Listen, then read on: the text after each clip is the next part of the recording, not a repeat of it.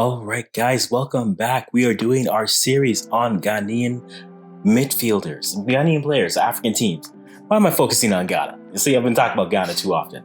Guys, I did do a video previewing Ghana, and then I realized everyone got tagged in it, and I said, oh no. My internet shows violence. But hey, regardless, check out the video at State of Soccer. It was really fun to do, really talk about it.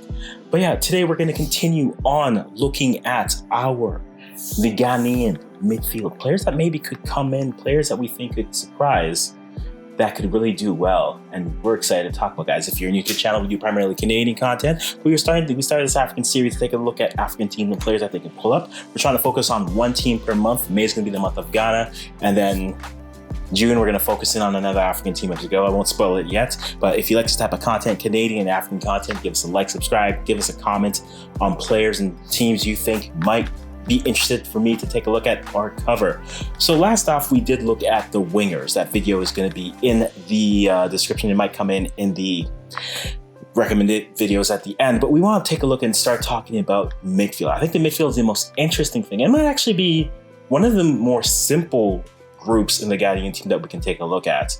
It's really interesting when you look at it that way, because I think Ghana's midfield, we were able to see a lot of interesting things, but more importantly, we were able to see Ghanaian players that were able to really play well and emerge as very important players that you can't not have on the team. So let's start off with, I think, the main players that we expect to be there always. We have, starting off, Thomas Partey, the Arsenal CDM. I think he's one of the more important players on the team. I think arguably he plays better without some other midfielders on the team. I find, maybe it's just my eye test, I find he plays a lot better without Andre Ayew on the pitch, but maybe I'm just seeing things, but that's me. Him as your CDM plays that CDM role very well for Ghana. I know on different aspects, people say, he plays like Essien. He's not Michael Essien. Let's not make those comparisons. They are similar CDMs, but I think there's a difference in that. But I think the player in itself, the job that he does playing defensively, especially playing off of the different midfielders there, really does help him in his ability to play well. Second midfielder coming in, Mohamed Kudus from Ajax. Tough season, and I think with a lot of these Ghanaian players that you have to keep in mind, they're having a lot of injuries, but within those injuries still, they do have the opportunity to continue to grow. They have the opportunity to really get into the storm. So I'm excited to see what Mohamed Kudus can do. Typically plays in that 10 role and is really able to push forward. And against Nigeria, he definitely was setting the pace, definitely was good in that home leg. The second leg, they were able to use different players to go through, but I think he is important, especially connecting from the defenders, midfield defenders, to that attack and get that playing.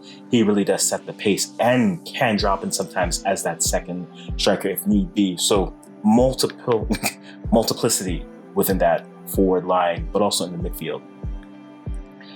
My third player, I think player to me that is important is, and we saw it when he started being played in the back, Idrisu Baba, the Mallorca man, who, when Otto Addo had to go to it, he decided to play him in that back three.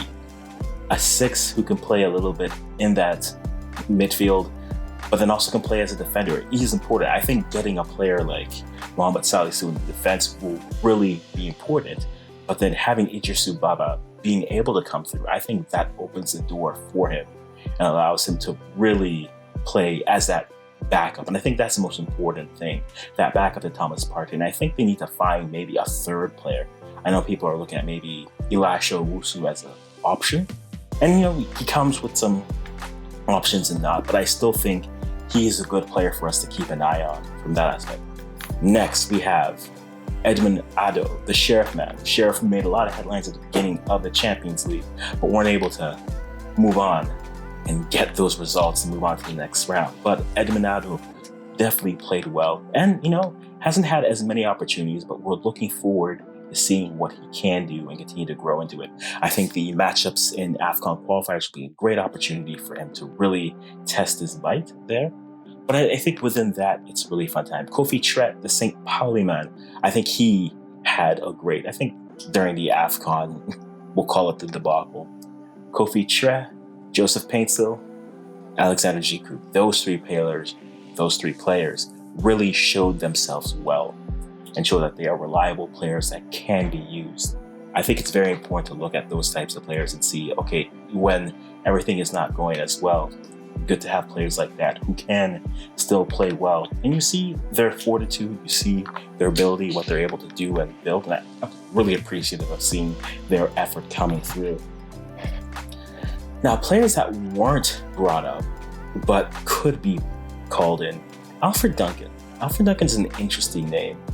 He's definitely a player who I think does have still a role within this team. Wasn't called up as of yet, but he definitely is a player. He wasn't able to be called up just for timing. I know there's been some thoughts with him as a player, what he can continue to bring in. I still think Alfred Duncan has a role on this team. I do, especially playing well.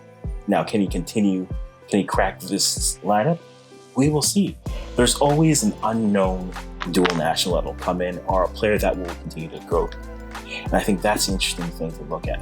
Which player might just be able to show themselves and we deserve to be here?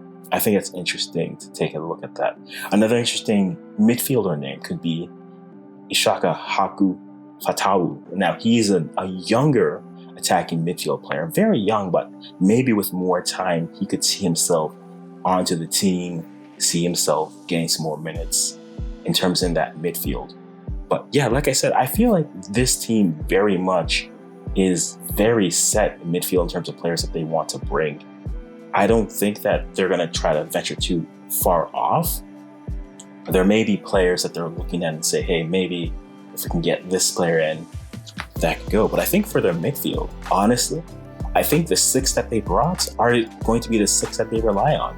The six against Nigeria will be the six that they rely on. I think if they're healthier, and this is where I say this in every video, their ability to be healthy is going to bode well for them. If these players can be healthy and start the season well, I think the options start to open up and it gives them some options to really play well. But guys, let me know, in terms of midfielders, what do you like in terms of this group of midfielders? Again, with this group of midfielders, you have essentially two 10s with Kofi Kyere and Mohamed Kudus.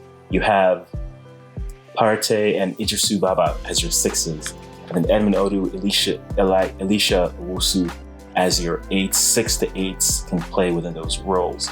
You still have 4s who can drop down and be maybe a 10 if need be, and then you can work it through there. But what do you think about this group of 6, and who else would you add? Who do you think could come through? Let us know in the comments below, guys. We're going to continue this on. Next week, we're going to cover the defenders. We're going to try to do the whole thing. So it's going to be a little bit longer of a video so we can finish this off in the month of